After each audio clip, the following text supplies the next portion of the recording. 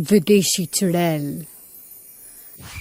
विनोद नाम का एक लड़का अपने कमरे में सो रहा होता है। तभी उसके कमरे की खिड़की अपने आप खुल जाती है और उसके कमरे की लाइट अपने आप ही ऑन ऑफ होने लगती है। ये देखकर विनोद की आंखें खुल जाती है और वो उठकर बैठता है। उसे महसूस होता है जैसे कि उसके कमरे के दरवाजे पर कोई है, जिसके बाद विनोद आवाज देता हुआ बोलता है, कौन है माँ? मैंने पूछा कौन है? इतना बोलकर विनोद अपने बिस्तर से उठता है और इस परछाई का पीछा करने लगता है और वो परछाई हॉल में आकर रुक जाती है। जिसके बाद विनोद परछाई को देखते हुए ऊपर देखता है और वो देखता है कि घर के हॉल की दीवार पर एक चुड़ैल चिपकी हुई है, जिसके हाथ पैर उल्टे हैं। उसकी आंखें काली और आंखों से खून निकल रहा होता है। चुड़ैल को देखकर विनोद की चीख निकल जाती है। अब विनोद अपने कमरे की ओर भागने लगता है। उसकी आवाज सुनकर माँ सीता और बहन रेशमा की आंखें खुल जाती है। वो दोनों अपने कमरे से बाहर आती हैं। विनोद अपनी माँ से टकरा जाता है और नीचे जमीन पर गिरता है। जिसके बाद वो अपनी माँ को चुड़ैल समझकर बोलता है, नहीं, मुझे छोड़ दो, मुझसे बहुत बड़ी गलती हो गई। अब मुझसे ये गलती फिर कभी नहीं होगी। मैं उन लोगों का साथ छोड़ दूंगा और फिर शराफत की जिंदगी जीऊंगा। विनोद की बातें सुनकर सीता और रेशमा उसके पास जाती हैं और उससे बोलती हैं, क्या हुआ बेटा, इतना डरा हुआ क्यों है और तू क्या बोले जा रहा है? अपने सामने अपनी माँ को देखकर विनोद अपनी माँ के गले लग जाता है और अपनी माँ से बोलता है, माँ वो मुझे मार डालेगी। उसने मेरे सभी साथियों को मार डाला है। अब मेरी बारी है, मुझे बचा ले माँ। विनोद की ऐसी बातें सुनकर सीता और रेशमा को कुछ समझ नहीं आता। जिसके बाद रेशमा अपने भैया के कंधों को पकड़कर उससे बोलती है, भैया ये तुम क्या बोल रहे हो? मुझे और माँ को कुछ समझ नहीं आ रहा है। तुम कैसी बहकी बहकी बातें कर रहे हो? रेशमा के इतना बोलने पर विनोद होश में आ जाता है और वो अपने पसीने पोंछकर अपनी माँ और बहन से बोलता है, नहीं, कुछ नहीं। वो मैंने डरावना सपना देखा था, बस इसी वजह से मैं डर गया था। मैं अब ठीक हूँ। आप दोनों जाकर सो जाओ। अब विनोद झूठ बोलकर अपने कमरे में सोने के लिए चला जाता है। वहीं सीता और रेशमा भी अपने कमरे में चली जाती हैं। विनोद सोने की कोशिश कर ही रहा होता है कि तभी उसके ऊपर का कंबल हट जाता है और उसके ऊपर वही चुड़ैल आती है और उससे बोलती है, अगर तुम चाहते हो कि मैं तुम्हें न मारूं, तो तुम्हें अपने घर वालों को अपनी सच्चाई बतानी होगी, वरना जिस तरह से मैंने तुम्हारे हर दोस्त को तड़पा कर मारा है, उसी तरह से 2 दिन के अंदर मैं तुम्हें भी मार डालूंगी। इतना बोलकर वो चुड़ैल वहाँ से गायब हो जाती है।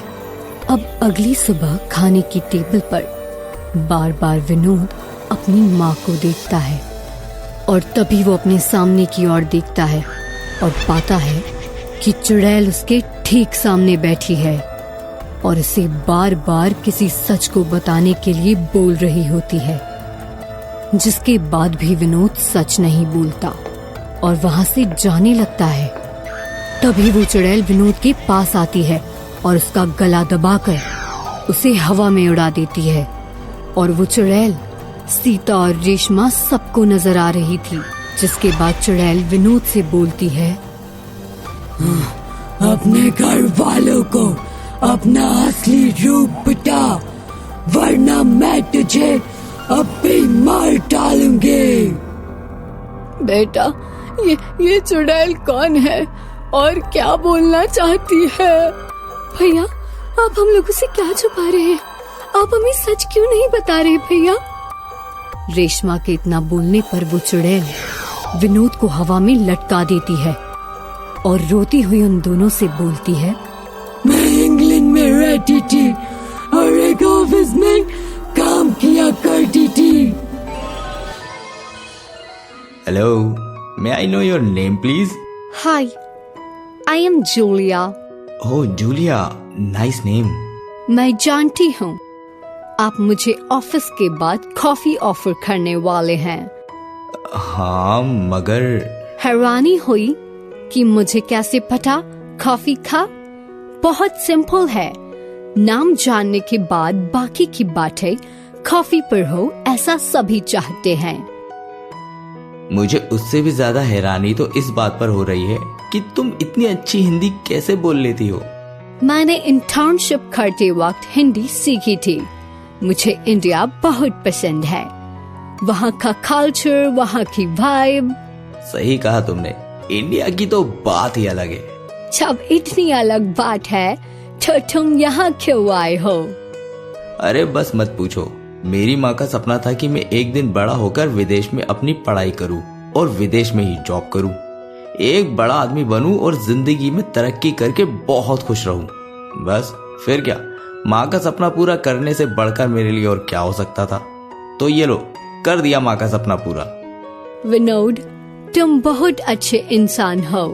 अपनी माँ का सपना पूरा करने के लिए यहाँ तक आ गए। बहुत खुश नसीब होगी वो लड़की जिसकी तुम्हारे साथ शादी होगी। हमारे इंडिया में एक कहावत बहुत मशहूर है, जोड़े आसमान में बनते हैं, तो देखते हैं कि कौन होगी वो जिससे मेरी शादी होगी। तुम्हारी कोई गर्लफ्रेंड नहीं है? नहीं, मैं नहीं चाहता था कि मेरी माँ के ख्वाबों को सच करने तक कोई जिम्मेदारी उठाऊं, लेकिन अब तो माँ का ख्वाब पूरा हो चुका है, तो अब देखते हैं ऊपर वाले ने किसे लिखा है किस्मत में। जूलिया विनोद से बहुत इम्प्रेस होती है और दोनों की मुलाकातें बढ़ती जाती है और दोनों को एक दूसरे से प्यार हो जाता है। एक दिन विनोद अपने दोस्तों के साथ रात को बियर पी रहा था। अरे यार, हम लोगों की किस्मत ही खराब है।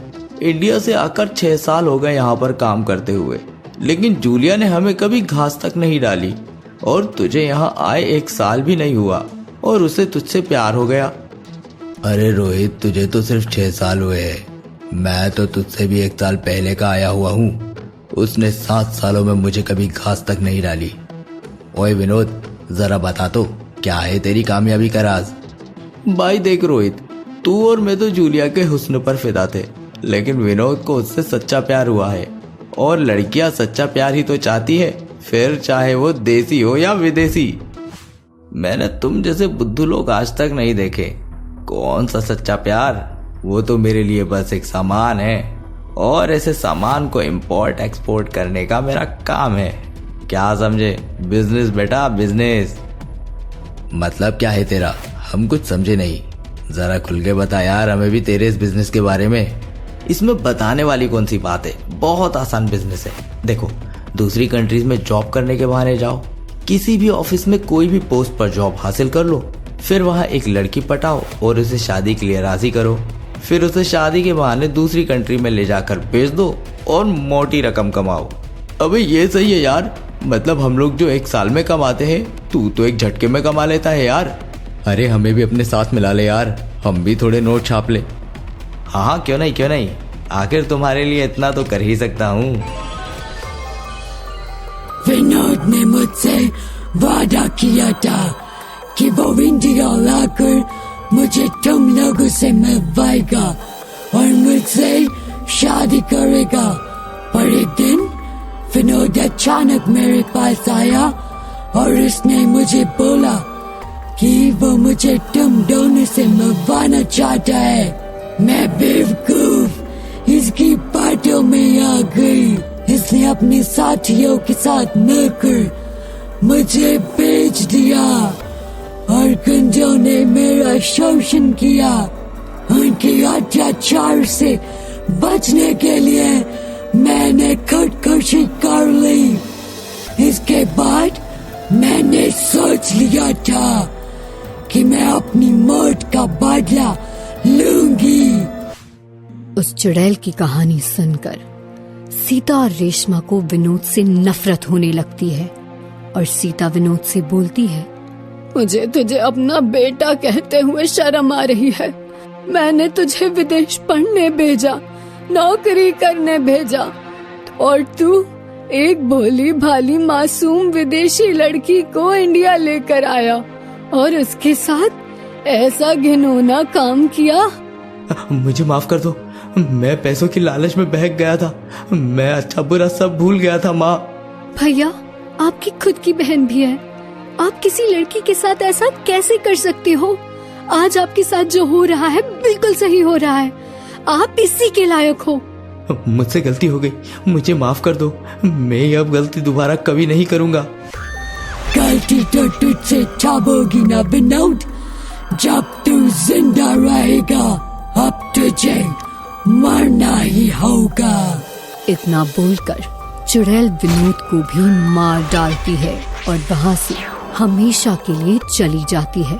परंतु विनोद का असली रूप पता चलने के बाद रेशमा और सीता को उसकी मौत का अफसोस नहीं होता, क्योंकि उसके बेटे की यही सजा थी।